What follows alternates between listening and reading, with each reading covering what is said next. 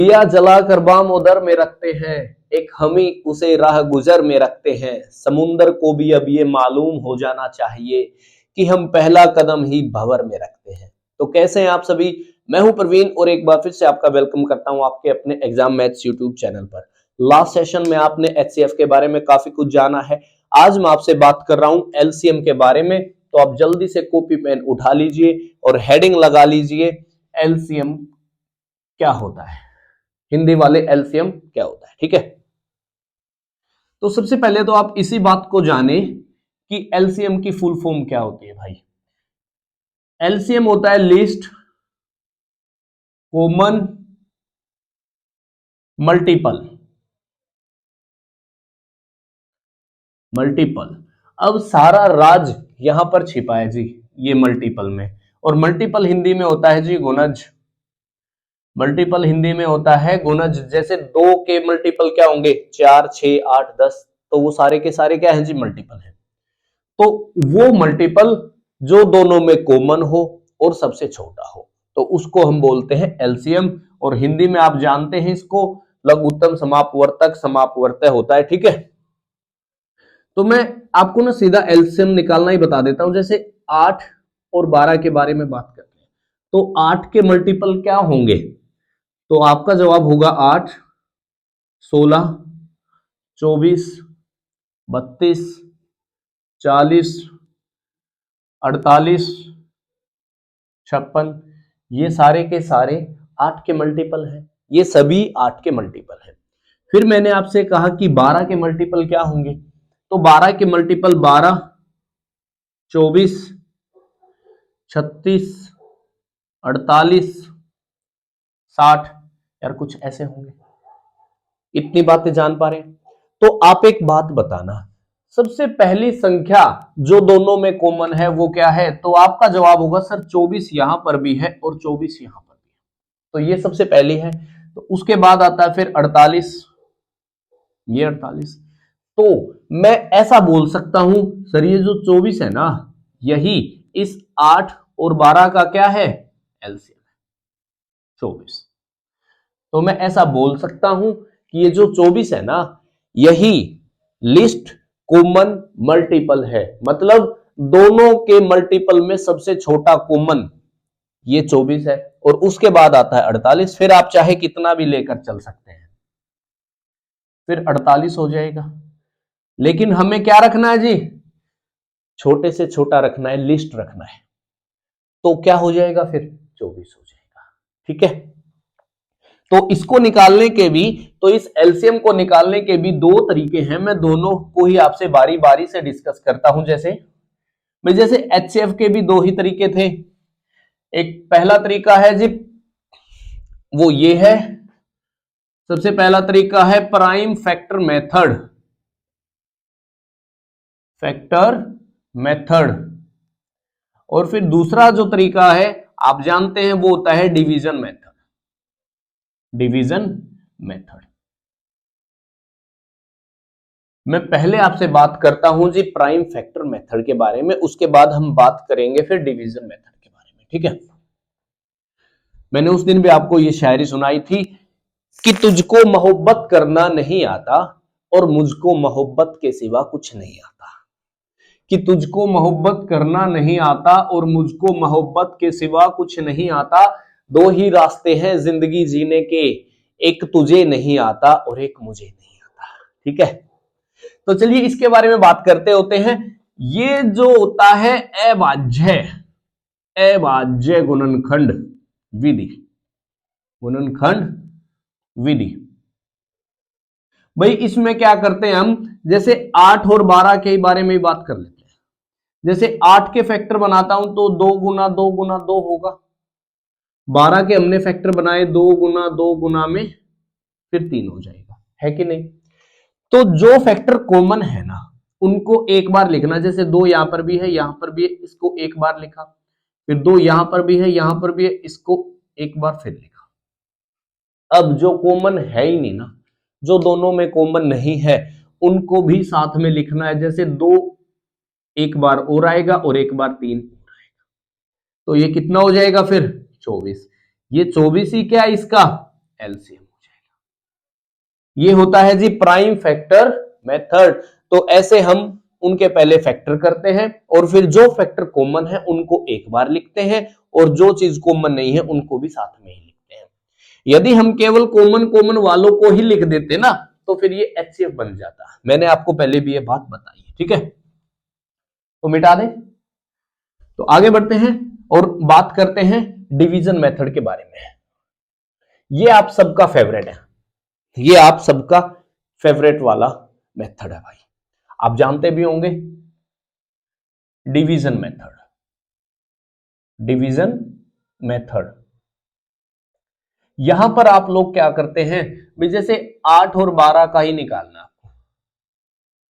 8 और 12 लिखते हैं और फिर हम ऐसे करते हैं। तो 2 पर जा रहा है, 2 चौके 8, 2 छिके 12, फिर 2 पर जा रहे हैं, 2 दूनी 4, 2 तिया 6, है ना।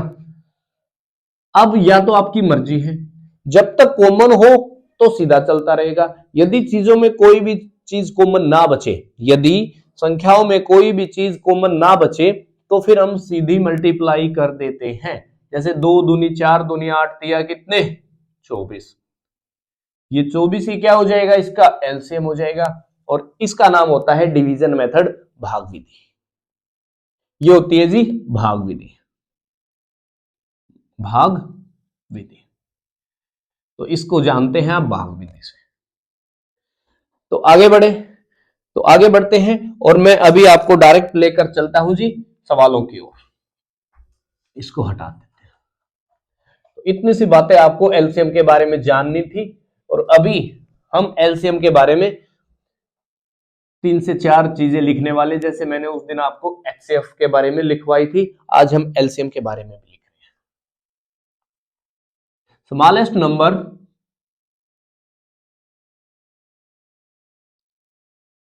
that divisible by x, y और z, वह छोटी संख्या जो x, y, z से पूर्ण रूप से भाग होती है वो क्या होता है, एलसीएम होता है। एलसीएम होता है x, y और z का, x, y और z का एलसीएम ही x, y, z से पूर्ण रूप से भाग होगा, ठीक है। तो जो दूसरी बात है वो इतनी सी है भाई, सवाल इसके जैसा भी आ सकता है। Smallest number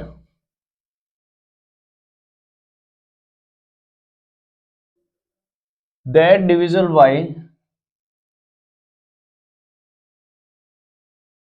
x, y, z and leaves remainder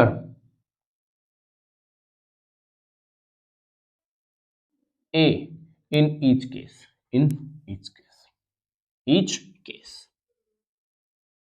each case, वह छोटी से छोटी संख्या जो x, y, z से पूर्ण भाग होने के बाद हर बार a शेष बचाए, a for Apple, a for Apple. तो वो क्या होता है जी, मैं आपको बताता हूं, वो एलसीएम होता है x, y, z जमा में a। ये इस सवाल का डायरेक्ट उत्तर हो जाएगा कि एलसीएम निकाल देंगे एक्स वाई जेड का और उसमें उसको हम ऐड कर देंगे, जो आपको रिमाइंडर बचाना है वही उत्तर हो जाएगा, वही क्या हो जाएगा, आपका उत्तर हो जाएगा। अब जो तीसरा केस है वो थोड़ा इंपॉर्टेंट है, वो आपको जानना है जी। वो इतना सा है, smallest number, smallest number that divisible by x, y, z and remainder a, b, c, a, b और c हो जाएगा रिस्पेक्टिवली, रिस्पेक्टिवली, है ना। इसका मतलब इतना सा है, वह छोटी से छोटी संख्या जो एक्स वाई जेड से पूर्ण भाग हो और उसके बाद ए बी सी बचाए क्रमशः, तो वो क्या होता है, वो होता है जी एलसीएम होता है of x y z minus के। अब यहां पर ये के क्या बला है जी, ये के कहां से आता है, ये ए बी सी तो चलो ठीक था, लेकिन ये के कहां से आ गया। तो आप इस बात को जाने, ये जो के होता है ना, ये होता है जी एक्स माइनस ए वाई माइनस बी और जेड माइनस सी, ये होता है जी के। ये क्या होता है, यही के। इतनी सी बात जान पाएंगे। तो ये तीन बातें आपको अच्छे से पता होनी चाहिए, इन तीन बातों से ही हम आगे सवाल करेंगे। तो आगे बढ़े, तो आगे बढ़ते हैं, और अभी हम एक छोटा सा सवाल ले रहे हैं इसी बात पर। यार इनको हटा देते हैं जैसे,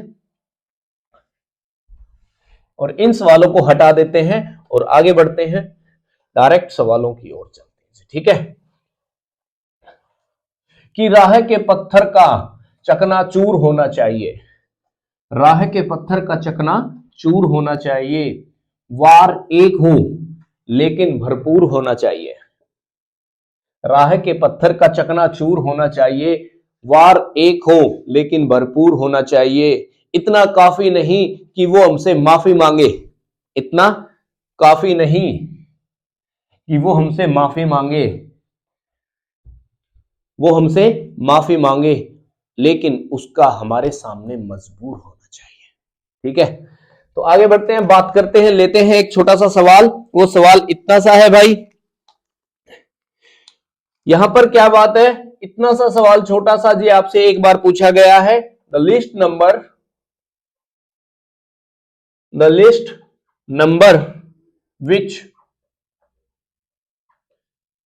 which when divided by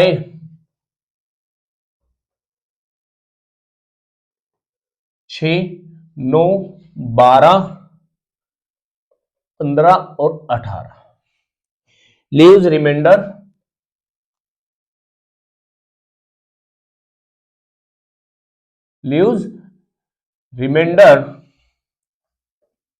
2 in each case, in each case. ठीक है, और आपके ऑप्शन थे 180, 182, 178 और 176 और 176। इतना सा सवाल भी आपसे एक बार पेपर में पूछा जा चुका है। क्या है वह छोटी से छोटी संख्या क्या होगी जो 6, 9, 12, 15, 18 से भाग होने के बाद हर बार 2 शेष बचाए। तो मैं अभी आपको ये बात बता चुका हूं, वो क्या होगा, वो होता है जी एलसीएम ऑफ 6, 9, 12, 15 और 18 जमा में क्या हो जाएगा, 2 हो जाएगा, है कि नहीं। आप जानते हैं 6, 9, 12, 15 का एलसीएम कितना निकलेगा, फिर ये हो जाएगा जी 180 और ये जमा में 2, तो ये कितना हो जाएगा, 182 हो जाएगा, 182 हो जाएगा, है कि नहीं। ये क्या हो जाएगा जी, 182 हो जाएगा। जान पा रहे, ये तो हुआ जी इस सवाल का बेसिक, ये हुआ इस सवाल का बेसिक। लेकिन मैं आपको बताता हूं, इस सवाल को आप इतना लिखे बिना भी कर सकते हैं। आपको एक बात याद रखनी है, आपको ये बात याद रखनी है भाई, कि एचसीएफ एलसीएम के सवाल बिना 3 के नहीं बनते हैं। एचसीएफ एलसीएम के सवाल 3 के बिना नहीं बनते हैं, 3 के बिना सवाल नहीं बनते हैं। और आप 3 का डिविजिबिलिटी रूल जानते हैं, यदि सम ऑफ डिजिट यदि 3 से कटता है ना, तो पूरी संख्या 3 से कटेगी। इसका मतलब ये हुआ भाई, जैसे ये 182 है, ये यहां पर यार ये 180 है, जैसे 180 का सम ऑफ डिजिट कितना होगा, ये हो जाएगा 9, और ये तो जी 3 से पूरा कट रहा है, यहां पर तो 2 शेष नहीं बच रहा, इसलिए ये अपना उत्तर जी नहीं हो सकता। फिर हम बात करते हैं, जैसे ये 7 और 6 13 और 1 14, लेकिन जब आप 14 को 3 से भाग करते हैं ना, तो 2 यहां पर शेष बच रहा है जी, 2 यहां पर शेष बचता है। इसका मतलब अपना उत्तर ये भी हो सकता है। मैं अभी आपको सारी बातें बताऊंगा। जैसे ये है भाई 8 7 15 और एक कितने 16, 16 का यूनिट डिजिट 7, 7 को जब आप 3 से डिवाइड करते हैं तो फिर रिमाइंडर कितना बच रहा है 1। इसका मतलब अपना उत्तर ये भी नहीं हो सकता, ना ही ये हो सकता, ना ही ये हो सकता। इसका मतलब अपने पास दो ही चीजें बची हुई है 182 और 176। तो अब इनमें से कैसे निकालेंगे? देखिए मैं आपको बताता हूं, यदि दो ऑप्शन भी आपके आउट हो जाते हैं ना, वो बहुत बड़ी बात होती है भाई। दो ऑप्शन यदि आउट हो जाते हैं तो वो बहुत बड़ी बात होती है जी, ठीक है। तो इसको देख लेते हैं। जैसे आप एक बात देखें भाई, 6 9 12 15 18 में क्या चीज कॉमन है? सर 3 कॉमन है। इसका मतलब ये है अपना उत्तर वो होगा जहां पर 3 से डिवाइड लगाने के बाद 2 शेष बचे। यहां पर 2 शेष बचता है इन दो केस में भाई। जैसे 182 में भी 8 2 10 और 1 11 होते हैं। 11 को यदि 3 से डिवाइड करते हैं तो रिमाइंडर कितना बच रहा है? 2 बच रहा है। या तो उत्तर 176 होगा या 182 होगा, है ना। लेकिन आप एक बात देखें भाई, 176 के आसपास भी कोई ऐसी संख्या नहीं है जो 15 से कटती हो, जो 15 से कटती हो, है कि नहीं है? जो 15 से कटती हो। आप इस बात को जानेंगे कि 176 के आसपास भी कोई ऐसी संख्या नहीं है जो 15 से कटती हो। इसका मतलब यह है 176 उत्तर नहीं हो सकता। तो उत्तर फिर क्या हो जाएगा? फिर अपना 182 ही हो जाएगा। इन सवालों को करने का सबसे बेहद आसान तरीका जो है वो होता है ऑप्शन से। यदि ऑप्शन से चलोगे तो गलतियां नहीं होंगी आपकी। तो ऑप्शन से चलोगे तो फिर गलतियां आपकी होने का चांस बचेगा ही नहीं। इस बात को याद रखना है आपको, ठीक है। तो आगे बढ़े, तो आगे बढ़ते हैं। मैं एक और ऐसा ही सवाल ले रहा हूं जो आपसे 2012 के प्री के पेपर में जी पूछा गया है। जो आपसे 2012 के प्री के पेपर में भी पूछा गया है। सवाल इतना सा है, the product of two co-prime numbers is 117, then LCM is equal। और आपके ऑप्शन थे 13, 6, 117 और 1। ये 4 ऑप्शन थे। आपने देखा होगा ये सवाल आपसे 2012 के प्री के पेपर में पूछा गया है, 2012 में। यदि आप को प्राइम नंबर के बारे में नहीं जानते तो ये होते हैं जी क्या? सह अभाज्य, सह अभाज्य संख्या। यदि आपने मेरी first video basic of number system नहीं देखी तो उसको देख लेना। वहां पर मैंने ये सारी बातें बताई आपको, A to Z मैंने आपको सारी बातें ये बताई हैं कि को प्राइम नंबर क्या होते हैं जी, रिलेटिव प्राइम क्या होते हैं, इंटीजर्स क्या होते हैं, पॉजिटिव नेगेटिव, ये सारी बातें मैंने उस एक ही वीडियो में मैंने आपको सारी चीजें बता दी, ठीक है। तो आप इस बात को भाई ऐसे समझे कि को प्राइम नंबर क्या होते हैं? जिनमें कोई भी चीज कॉमन नहीं होती भाई। जैसे मैंने आपसे कहा जी 3 और 7 का HCF कितना है? 1 है कि नहीं भाई। जैसे मैंने आपसे कहा 4 और 9, इनका भी HCF कितना है? 1 होगा। तो आप एक बात बताना, को प्राइम नंबर का मतलब ही ये होता है कि उनमें कोई भी चीज कॉमन ना हो। यदि मैं 3 और 7 का एलसीएम आपसे पूछूं तो आप कहोगे सर 7 गुना में 3 कितना हो जाएगा? 21 हो जाएगा। मतलब को प्राइम नंबर्स में एलसीएम निकालना है तो दोनों नंबर्स की मल्टीप्लाई करनी पड़ती है। जैसे 9 और 4 में एलसीएम कितना हो जाएगा? 9 चौके कितने? 36, तो 36 हो जाएगा। इसका मतलब यह है कि जब को प्राइम नंबर होते हैं ना, वहां पर एलसीएम जो होता है वो उन नंबर्स की मल्टीप्लाई के बराबर होता है। तो यहां पर नंबर्स की मल्टीप्लाई कितनी है जी? 117 है। इसका मतलब यह है कि एलसीएम भी कितना हो जाएगा? फिर 117 ही हो जाएगा। 117 ही उत्तर लगाना था। जान पा रहे हैं ना? तो आगे बढ़े, तो हम आगे बढ़ते हैं और एलसीएम के बारे में कुछ अच्छी बातें बताता हूं आपको। यार देखिए, जो बेसिक होता है ना वो आपको जानना जरूरी है। यदि मैं आपको बेसिक नहीं बताऊंगा तो यार मैं ये खुद ही भूल जाऊंगा कि मुझे क्या बताना है, ठीक है। तो हम आगे बढ़ते हैं और हम एक सवाल ले रहे हैं, तो उसके माध्यम से ना मैं आपको सारी बातें बताऊंगा भाई। The ratio of two numbers is 3:4 and LCM is 120. Then sum of these number या these दोज लगा लो, those numbers is, और आपके ऑप्शन है 70, 35, 140 और 105। ये आपके ऑप्शन है। एक ऐसा सवाल भी आपसे पेपर में पूछा जा चुका है, एक ऐसा सवाल भी आपसे पेपर में पूछा जा चुका है भाई। आप एक बात बताइए मुझे कि यदि मैं आपसे कहता हूं कि दो संख्याएं हैं x/y, है ना, दो संख्याएं हैं x/y में हैं और उनका एलसीएम जो होगा वो एक चीज बाहर आएगी, मल्टीप्लाई x गुना में y होगा। तो ये जो चीज है ना, ये क्या होता है इनका, ये इनका एक भाई कॉमन फैक्टर होता है, ये इनका एक कॉमन फैक्टर होता है। जैसे मैंने आपसे कहा था ना 8 और 12, यहां पर भी 4 गुना 2 है और यहां पर भी 4 गुना 3 है। तो ये 4 जो है ना, इस 4 को हम एक बार ही लिखते हैं, जैसे 4 गुना में 2 गुना में आना था 3। तो ये 4 जो है ना, ये 4 ही क्या होता है, एक इनका कॉमन फैक्टर होता है। और आप जानते हैं जी कॉमन फैक्टर क्या होता है, फिर होता है HCF।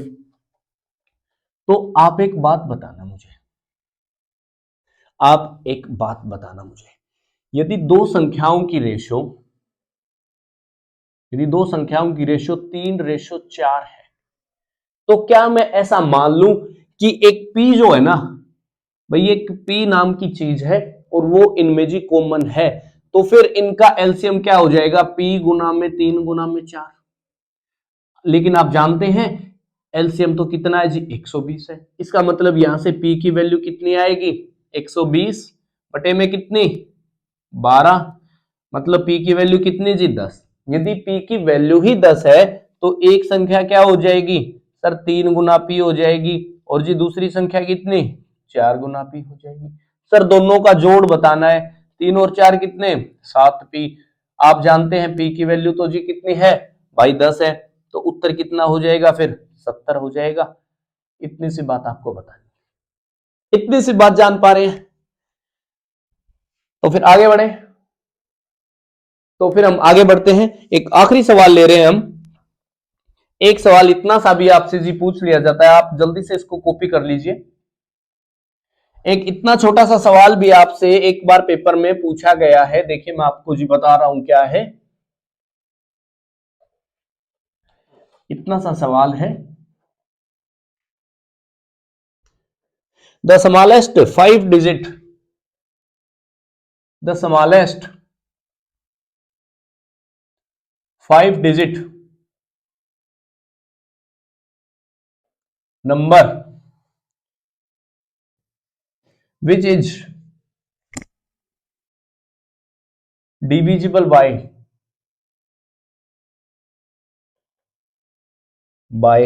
कितना है, 12, 18, 21 भाई, 12, 18, 21। और आपके जो चार ऑप्शन है ना वो ये है 10080, और जो दूसरा ऑप्शन है वो है 10224। तीसरा ऑप्शन जो है वो है 30256। फोर्थ ऑप्शन जो है वो है 50321, 50321, ठीक है। तो देखिए एक तरीका तो ना ये कहता है कि आपको पहले इनका एलसीएम निकालना पड़ेगा, आपको पहले इनका एलसीएम निकालना पड़ेगा। इसका मतलब ये है कि 12, 18, 21 का एलसीएम निकालते हैं जी। सबसे पहले कितने पर जा रहा है, 3 पर, 3 चौके 12, 3 छक्के 18, 3 सत्ते 21। 2 पर जा रही है बातें, 2 दूनी 4, 2 तिया 6, 2 7। अब इनमें कोई भी चीज कॉमन नहीं है, 7 दिया 21 दिया कितने 63, 63 4 जा कितने 63 4 जा कितने, वही इनका एलसीएम हो जाएगा 12 1 24 25 252। इसका मतलब ये है कि 252 का आपको ना मल्टीपल ढूंढना है 5 संख्याओं वाला जो छोटे से छोटा हो। तो देखिए 252 का मल्टीपल ढूंढना है इनमें। एक तरीका तो ये है, एक तरीका तो ये कहता है 5252 का मल्टीपल ढूंढना है भाई साहब इनमें, है ना। लेकिन मैं क्या कह रहा हूं, देखिए आपको, आप इसी बात को जान ले, ये बात मैं बहुत बार मैंने रिपीट की है कि बिना 3 के एलसीएम का सवाल बनता ही नहीं है जी। बिना 3 के एलसीएम का सवाल नहीं बनता है। तो इसका मतलब ये है कि यहां पर 3 आएगा, यहां पर 7 आएगा, यहां पर 3 आ रहा है, यहां पर 6 आ रहा है, यहां पर 3 आ रहा है, यहां पर 4 आ रहा है, मतलब उत्तर जो होगा वो 3 से भी कटेगा। तो हम जरा देख लेते हैं, क्या ये 3 से कटता है? 11 और 3 14 और 2 16, इसका तो सम ऑफ डिजिट 16, ये तो जी 3 से नहीं कटता है, इसलिए उत्तर ये नहीं हो सकता। 5 3 8 2 10 और 1 11, यहां पर 11 है, ये 11 भी 3 से नहीं कटता है। इसका मतलब उत्तर यहां पर है जी कोई 8 और 1 9, ये तो 3 से कटता है, और ये 4 और 5 9, ये भी 3 से कटता है। मतलब या तो उत्तर ए होगा या जी बी वाला होगा, है कि नहीं। फिर आप देख पा रहे होंगे कि उत्तर 7 से भी कटेगा, उत्तर 7 से भी कट रहा है, और 7 का मल्टीपल, सॉरी 7 का डिविजिबिलिटी रूल आप जानते हैं, 7 का ऑस्क्यूलेटर -2 होता है, मतलब लास्ट वाली संख्या को 2 से गुना करके बाकी संख्या में से घटाना होता है। जैसे इसको ही ले लेते हैं हम, 10080 है, जीरो को मैंने -2 से गुना किया तो कितना बनेगा 0, तो यहां पर कितना बचेगा 1008। मैंने फिर से वही काम किया है, तो 8 को 2 से गुना करते हैं तो 16, तो इसमें से 16 को घटा दिया मैंने भैया, इसमें से मैंने 16 को घटाया है। तो आप एक बात बताइए, 100 में से 16 को घटाओगे तो कितना बचेगा 84। क्या 84, क्या 84 7 से कटता है? क्या 84 7 से कटता है? तो अपना उत्तर यही है। आप जानते हैं जी 12 सत्ते 84 होते हैं, 12 गुना 7 84 होता है। इसका मतलब अपना उत्तर भी क्या हो जाएगा, फिर यही हो जाएगा। जान पा रहे हैं ना। तो फिर चलिए आज के लिए यार मुझे ऐसा लगता है कि इतना काफी है, फिर हम आगे जानेंगे, ठीक है। तो फिर चलिए मिलते हैं अपनी अगली वीडियो में, जब तक के लिए टेक केयर, बाय बाय, और अपना ख्याल रखिए, ठीक है।